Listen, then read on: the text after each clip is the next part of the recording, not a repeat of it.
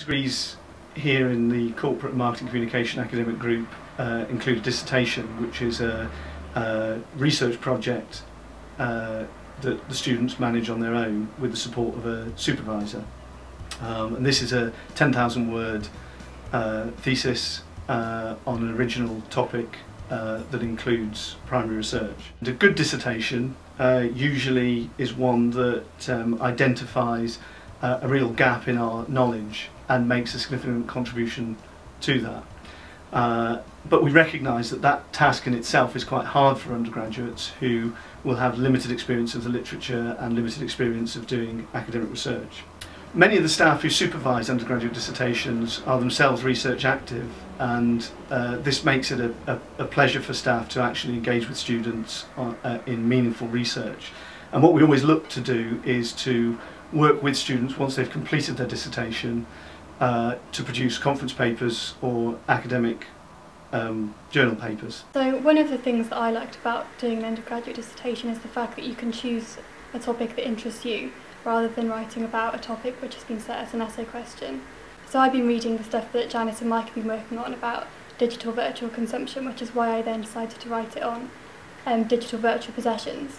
And although there was a lot of research in consumer culture theory and also in sociology and anthropology on people becoming attached to their material possessions, identifying special possessions, cherished possessions, I was interested in, do people experience similar things for digital possessions, which obviously they don't exist tangibly.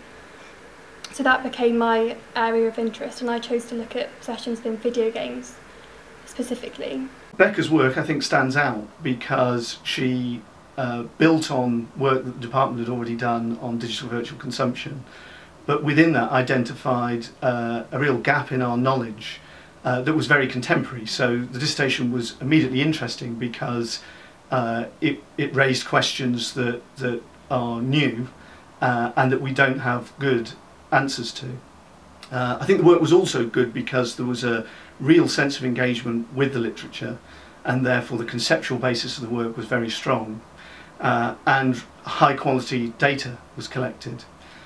So the data that was collected was really as good as data you will see in any academic journal, and it shows the quality of work that students can produce. So when it came to actually conducting the research, I chose to adopt a phenomenological method because I was interested in hearing the participants' life stories within the life worlds from which they emerged. So I was interested in hearing about the meanings that they attached to their digital virtual possessions. I went to speak to video gamers about their digital virtual possessions within video games, so things like avatars, digital swords, cars within racing games, to try and see if there was some emotional attachment to them other than their functional purpose within the game. So the main finding was that people did develop strong emotional attachments to things within video games, so they talk about their avatars in really emotional terms, especially the first avatar they created. They talk about how they were extremely worried about losing them. If they did experience things like their Xbox crashing and losing their data, they'd be so distressed that they might not play again for a year. Some people would invest money in protecting their digital virtual possessions because they explained that they couldn't replace them because the replacements wouldn't have the same meanings as the original. So the finding that people can become attached to things which don't physically exist is quite significant. As a result, we decided that it was good enough that we would submit this to a major international conference, the Consumer Culture Theory Conference, which this year was held at Oxford University. And we used some of Becca's data and some data that I had that was consistent with her ideas, and put together a paper for review and submitted it. And it was selected as a competitive paper to be presented at the conference. And even better than that, it was selected as one of the best papers at the conference for publication. So the work was not only presented at a major international conference, but also is going to be published in Research in Consumer Behaviour. The work was so good actually that it prompted Janice and I, Janice Nebunot and I, to think more about the need to really develop this work further.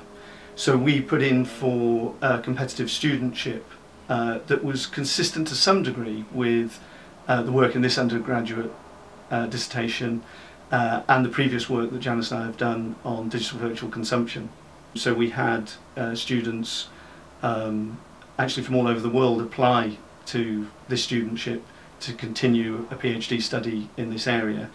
But actually Becca stood out within that crowd of having the research skills and existing knowledge to undertake that project. So in fact Becca's now been awarded a full studentship to continue this work and complete her PhD. In the first year of my PhD, as well as presenting at CCT, I've also had a chance to work on, or to co-author, a chapter in Mike and Janice's edited book on digital virtual consumption, and I'm also currently writing a paper with Mike and writing a conceptual paper with Mike and Janice based on my PhD.